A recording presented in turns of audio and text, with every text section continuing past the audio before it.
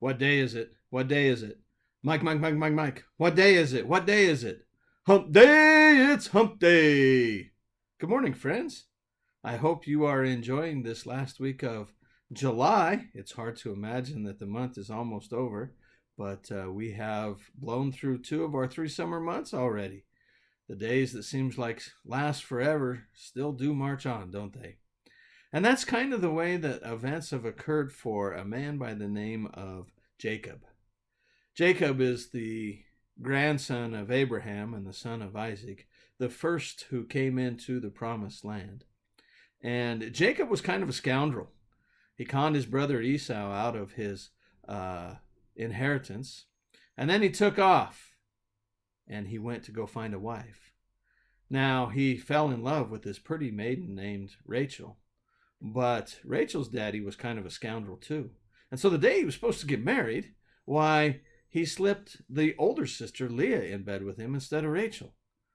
After 7 years of working for him, he gets the wrong woman. But he's really in love with Rachel, and back in the day, more than one wife was okay. So he worked another 7 years and finally got Rachel. 14 years later, he's ready to come home. And as he gets close to the land that he knows is the promised land, he realizes his brother's still there and he's going to have to deal with him. The days that seemed to take forever, those 14 years of working to try to get his beautiful wife, Rachel, well, they did pass, but Esau is still there. Just like for us, the pandemic is still there.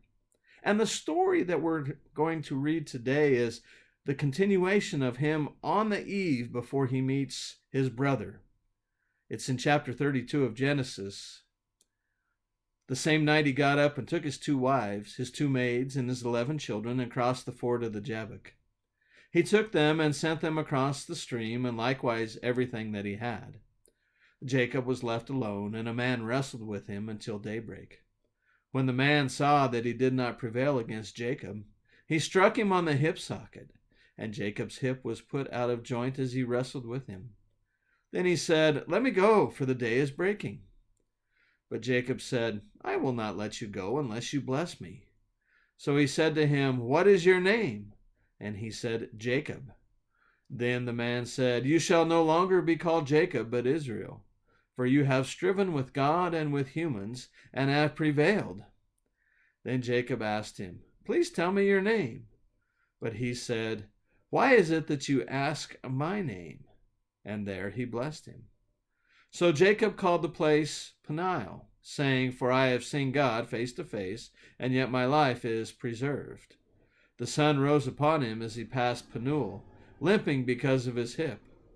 Therefore to this day the Israelites do not eat the thigh muscle that is on the hip socket, because he struck Jacob on the hip socket at the thigh muscle.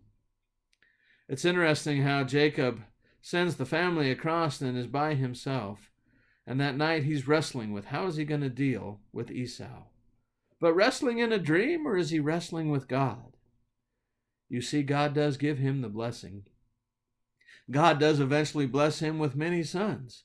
So many sons that they become the 12 tribes of Israel. You see, even in our wrestling and wondering what we're going to do, in trying to figure out what our next steps are, in trying to figure out our reaction to things that are going on around us, God is present with us.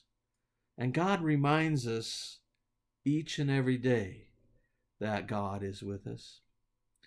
We wrestle at night, we wrestle in the day, but through it all, God is willing to be with us. As Jacob received that blessing, so too may you be blessed. Have a great week, folks. See you soon. Bye-bye.